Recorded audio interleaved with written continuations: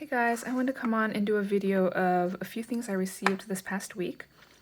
It will be a pretty long video because I will do some swatching at the end, but I will try to put in some time markers or chapter markers so you can scrub back and forth in the video. So I received packages from Choosing Keeping and JetPens, and then I wanted to briefly show something I got earlier this year. So let me start with Choosing Keeping, which is the London stationery shop, which has just lovely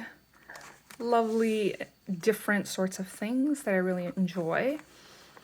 And I went on and I've seen these before, but couldn't resist this time. So these three brushes. This one is called a Japanese ebake, probably saying that wrong, Nihonga brush. This is the number 15. Chinese goat. This is quite pricey. It is much bigger than I thought it was going to be. It's actually really big. If you compare it with like it's just a normal Sarasa gel pen. I mean, it is a very big brush. We'll see how this works. I'll test it out later. It's really pretty, like a lacquery type paddle almost. It's really shiny, and it almost looks like a piece of art almost in and of itself. It's really pretty, and I'll try it out later. So that's the Nihonga brush, and it's meant to be used with the Nihonga paint, so I'll try it out with the Nihonga paints. And then I got these two brushes. These are called Japanese painting and color gradation brushes. I remember seeing these on an Insta feed like ages ago. Somebody painting like tree leaves, and it was so beautiful. I didn't know what it was. I was intrigued at that time. I actually thought it was something homemade. I didn't know this actually existed, and it actually really looks homemade. Now this one is the number 3. I think that on the site it says this is the smallest brush, and this is the number 5 medium. And you know, it has really a homemade kind of feel to it, and it looks like it would be difficult to clean. I'm not sure. I'll try it out. The site does say how to clean it, so anyways, I will give it a shot later. Just play with it a little bit. So those are the brushes. They're a little different. As for watercolors, I already own there's the retro series of these Japanese gansai watercolor paints. I own the 1970s. I went ahead to complete it out. I picked up the 1960s and the 1980s. Pretty sure just looking at these that this one is the 1960s. It's really beautiful muted colors, and this one with the neon is probably the 1980s. I just love these colors. And then I have been resisting these paints for so long. These are the Seasons watercolor sets. They came out with 4 sets of these, one for spring, winter, summer, fall. And I decided to go ahead and finally pick up the spring, and I probably will, I like completing sets. I'll probably end up buying the other seasons as the seasons come, but it's just the box itself is absolutely gorgeous. I don't know if you can see all of the gilding on it, but the box itself is just absolutely beautiful. And in here is the spring set, and I don't know, it's really beautiful, like bright, vibrant colors. And I don't know if anybody knows anything, and if you do, if you can please comment below if you know about Japanese gansai paints. If these differ materially from the Kokuyo gansai paints, and I may be totally off, and it may be my imagination, and if that's true, then that's totally fine. I'd like to know. But these watercolor gansai paints feel really different from the Kokuyo ones. I have like a set of 48 that I got from JetPens from Kokuyo. And these ones, they're still opaque because they're Japanese watercolors, but they are creamier. They seem more vibrant. They kind of just make me want to sing. And I'm really curious if it's all in my head or if these are actually different, because there's no information that I can glean from these watercolors. There's just really nothing on them, right? There's this, which is there's no branding. I have no idea who makes these. I don't know if the lettering on the box itself says anything. It doesn't seem like it, but maybe it does. But again, it doesn't say anything. So I don't know if this is a different company that makes these watercolors. But for some reason, these colors just seem so much more, just really creamier and just really, really lovely. So if you know anything about gansai paints, it'd be really helpful to know if there's something different about these. So anyways, these are the ones that I picked up from Choosing Keeping. I grabbed two things from JetPens as well. I actually was looking for a purple ink on a few sites. This is for a pen I'll be getting later next week, and so I'll do a review on that once it comes.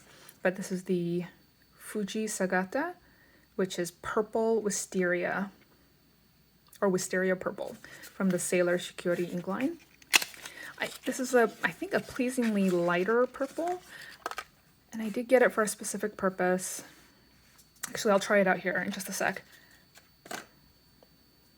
But I sort of go through periods of wanting different colors. Also, I noticed on JetPens that they had a Cosmo Air light notebook.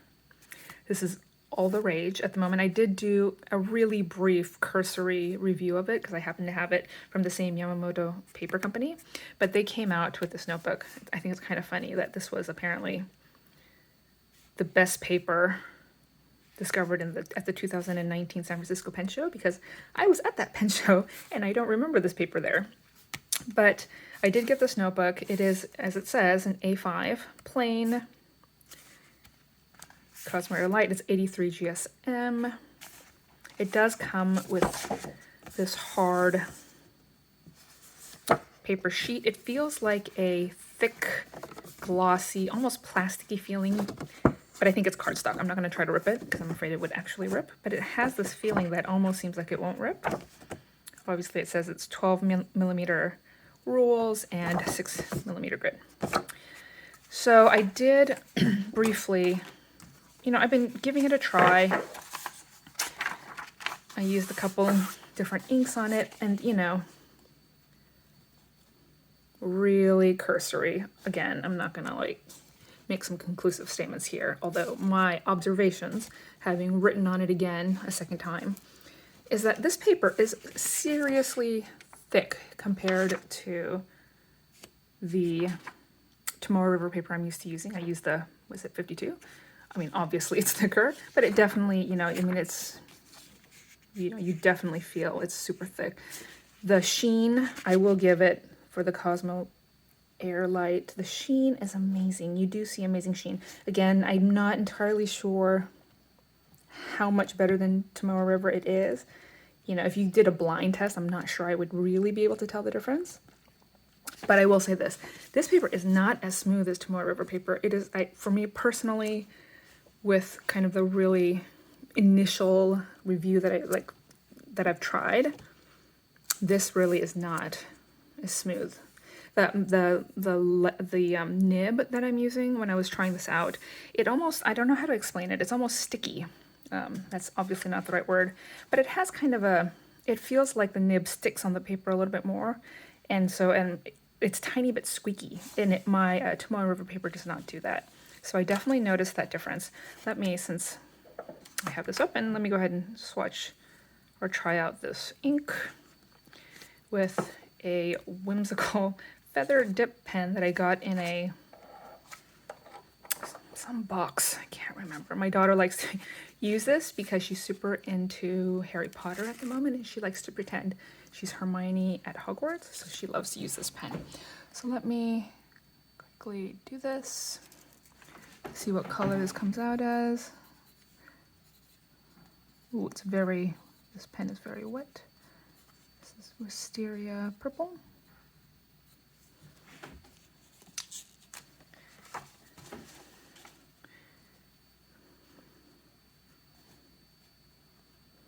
This was a really pleasing color. I have a bunch of really dark purples, and in certain pens, it's hard to distinguish if it's black or purple, which is, you know, I have a use for that, but I wanted something a little bit more. It's like almost three-dimensional the way it pulls on the top. But anyways, I wanted to try this out, so I will continue to use this book and maybe develop a further idea or preference of what I feel with respect to this book. So that's that.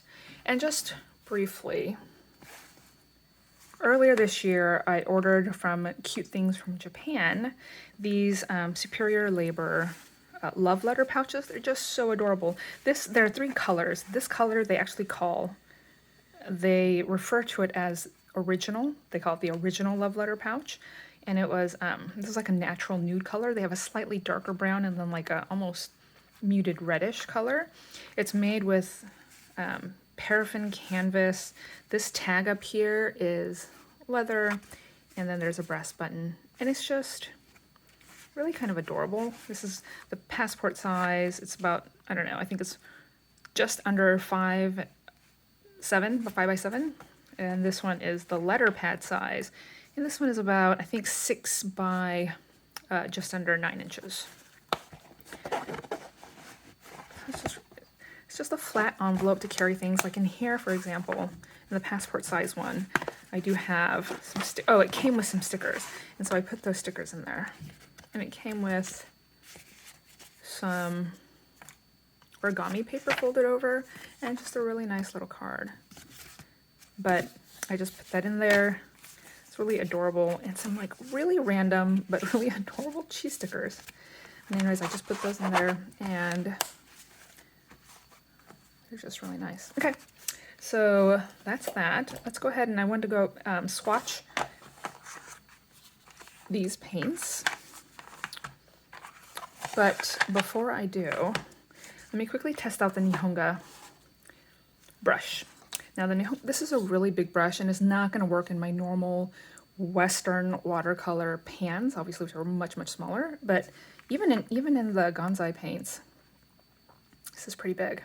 It'll work, but this is meant to be used with, this is one of my Nihonga paint sets. This is one of the pots. It's almost like a matcha green. So let me grab, I have here an Etcher watercolor. Is this a sketchbook? I don't remember. This is the big A4 size. And it has 100% cotton watercolor paper, but it is, what's the word? Ooh. It is, like, it's not 300 GSM, it's like 2 something GSM, so it's pretty close. But, let's see, I'm gonna try these out here. So,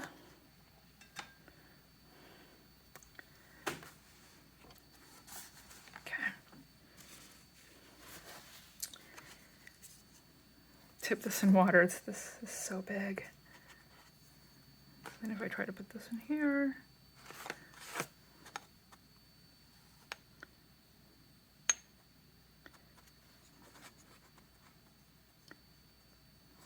which I use these periodically. I don't use them a whole lot because they are super opaque. They are super nice.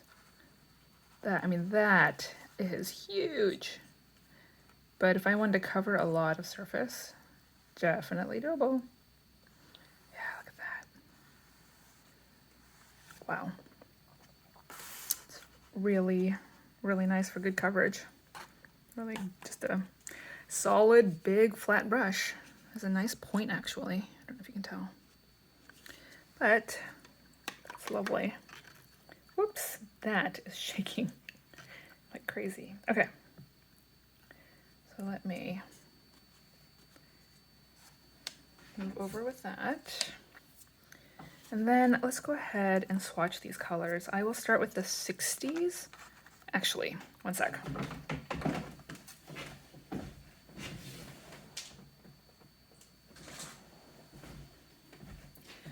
I am going to use this silver black velvet brush, a flat brush, 3/4 inch, just to give these swatches. So let me do this one. Okay. Okay. As I said, I feel like these are really vibrant colors. Whether they really are, I don't know, but to me, they seem really, really beautiful. This is like the orange.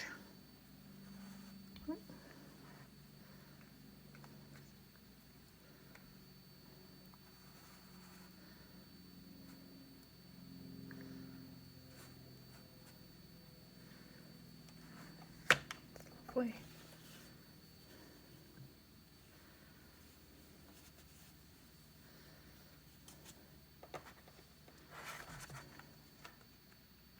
Ooh, well, this is not gonna be the most accurate thing I can make it to, because it got a little bit of that orange in there. These are super opaque, but you can make them a little bit more transparent.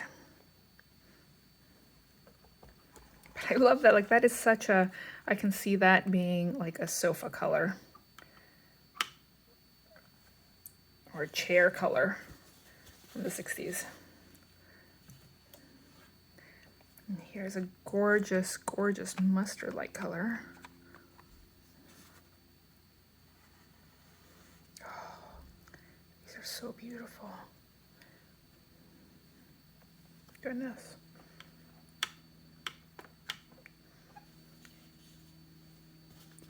Now, I'm not the biggest, well, actually, I shouldn't say I'm not a big fan. I just don't use sparkly or like glittery paints very often, but this one is really, really creamy and opaque. Like, I feel like it's pretty amazing, actually. I don't know if you can tell. It's amazing. Okay. Yeah, it's just ridiculous. It's amazing. Okay, that's that. Oh no, I got some, hold on. Looks like I got some green paint in this pink, so I'm gonna try to take it off. Okay, there we go, because that does not look good. Okay, so let's do this brickish, reddish, maroonish color. This looks really nice. Oh, it's so pretty. Oh my goodness. Almost magenta. It has like a, it's not really brown dirt colory. It almost has like almost a purple magenta hue to it. It's so beautiful. Goodness. Okay.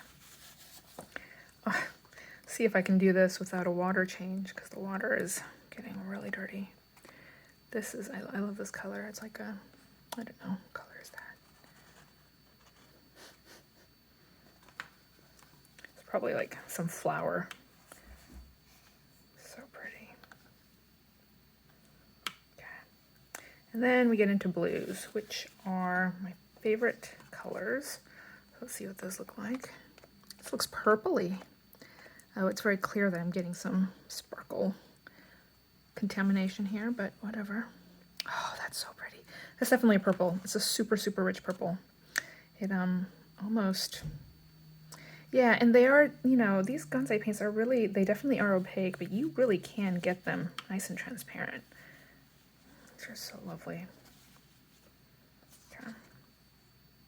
Then here's the blue.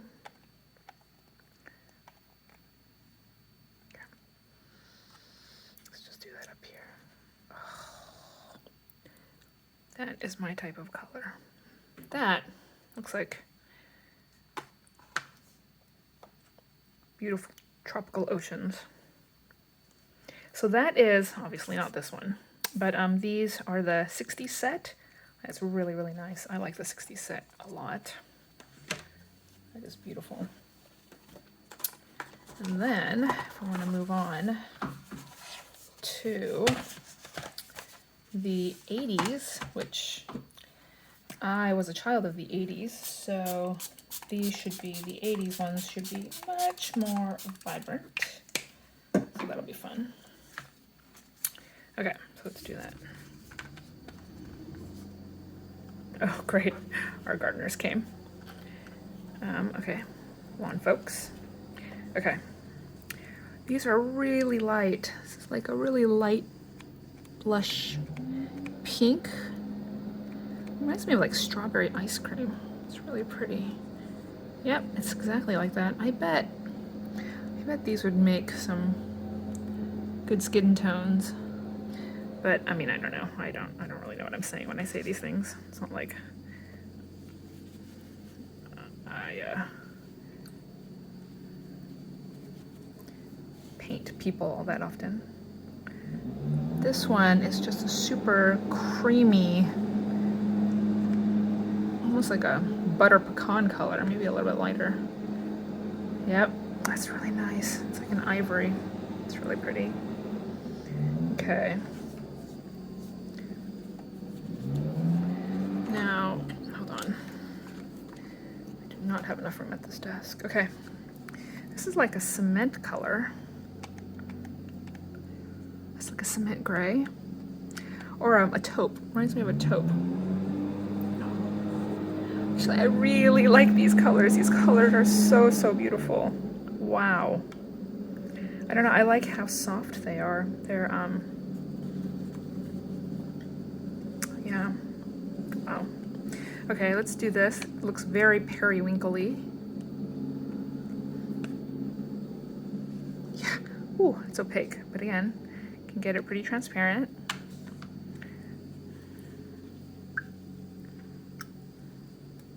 Okay. Oh, let's try the super neon. This is the color that makes me realize we're in the 80s, because this one's very 80s. This neon fluorescent orange we got going on. That is neon fluorescent orange. I have no idea what the light fastness ratings of these paints might be. I would suspect something like this wouldn't be that light fast, but I don't know.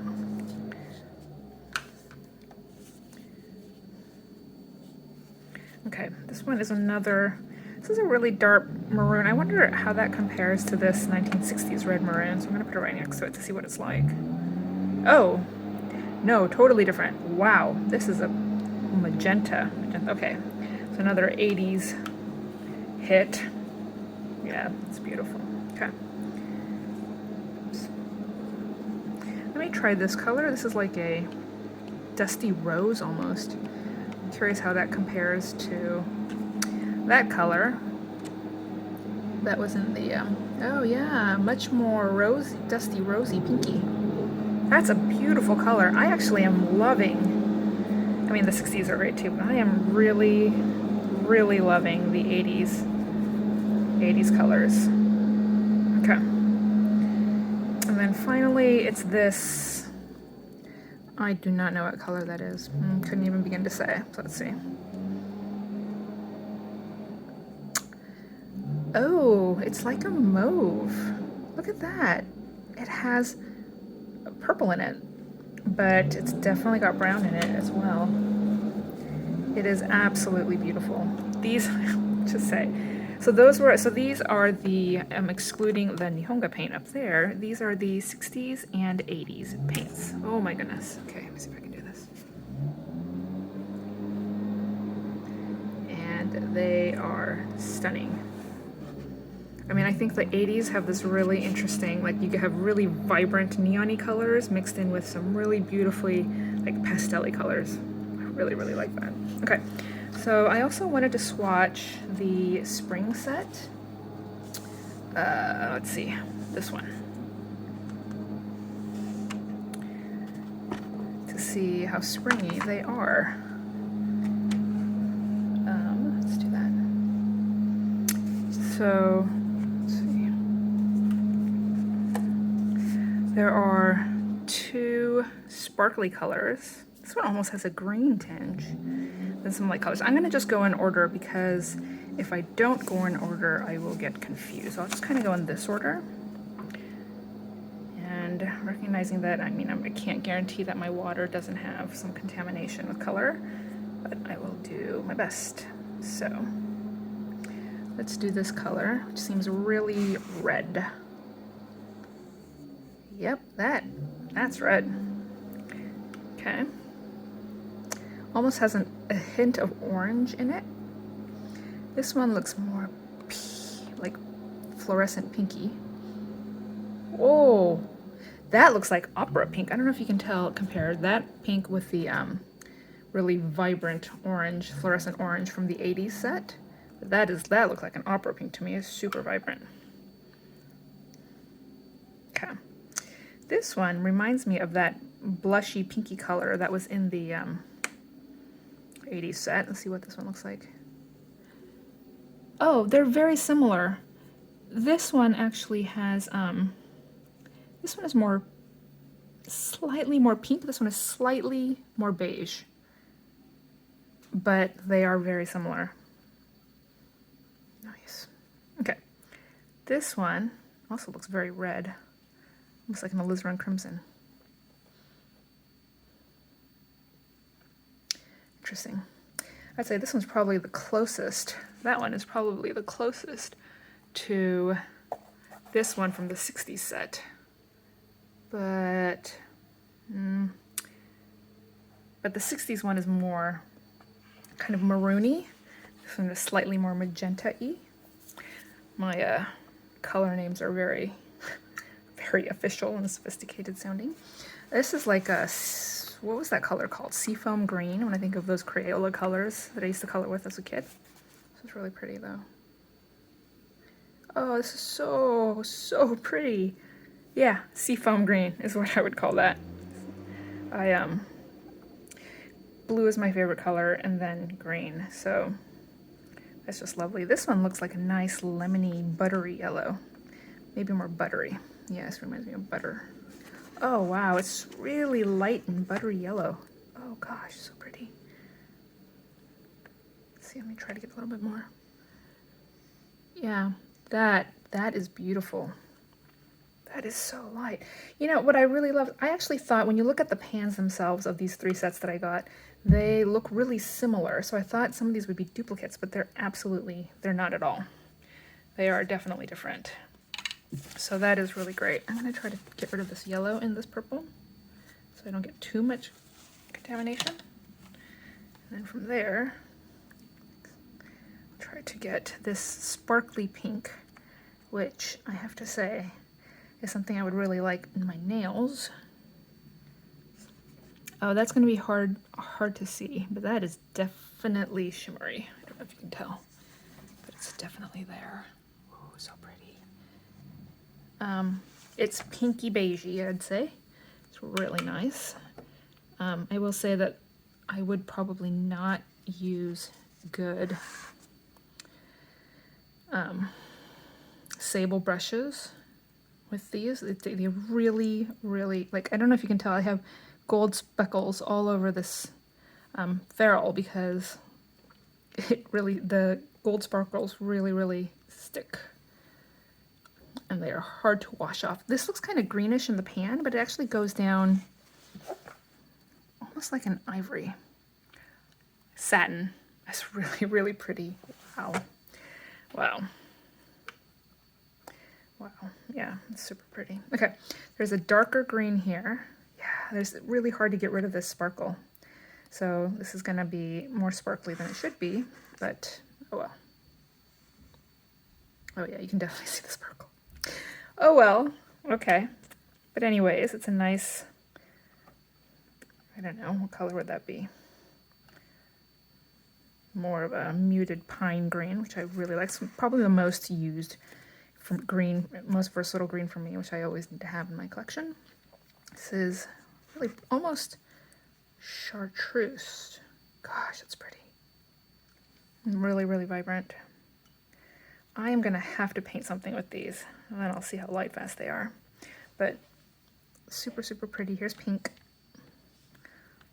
Looks pretty standard pink. Wow. So pretty. Compare this pink with, in the spring set, with that pink right there. Whoops, sorry, hit my camera. Which looks pretty similar. This is from the 80s set. Right, if you compare those two there, laid down, that's the spring set. And that is the 80s one right there. So they're actually really similar, but I would say they are different. This one definitely has a little bit more of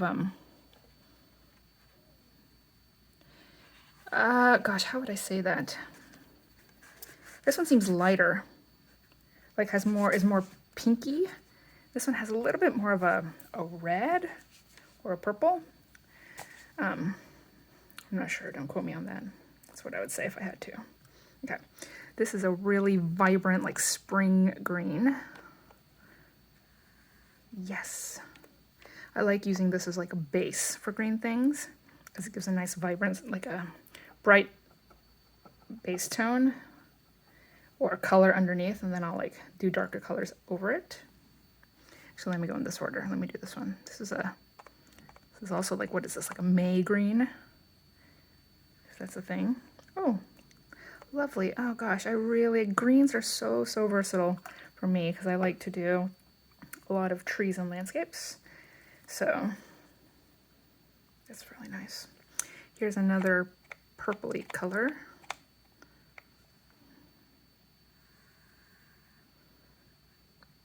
And yeah, that is really similar. This is really similar. This one is really similar to this one from the 60s. I can't tell if they're the same. I would say of the colors that I have, those are the two most similar. So they might be the same, but I'm not sure. Okay. Now this one. Oh, that's pretty. That's different than any other. That one.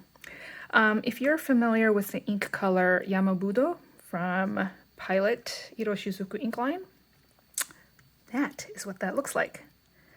Or the original like Australian roses. What company was that? I'm blanking, but you would remember if you know what I'm talking about. But that is gorgeous. Wow. Or maybe even like a Diamine Syrah. It's beautiful. Here's a blue. Looks like a really nice royal navy blue. Actually, that looks like a phthalo blue. Not as phthalo-y as that one over there. That was this one. But not bad. That's, I wouldn't call that ultramarine, but maybe a mixture of the two. And then let's do this. This one is almost like a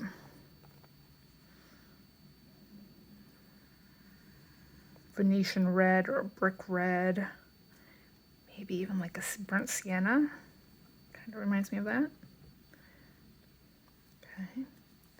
Goodness, getting this paint out of these brushes are very hard because my water is really horrible. Here is some kind of green. Gosh, this looks almost like a mix of Hooker's green and like a Viridian green. There you go. I'd still stick by that. Almost fluorescent-y, but different than a light fluorescent green, but has that kind of essence to it. This one,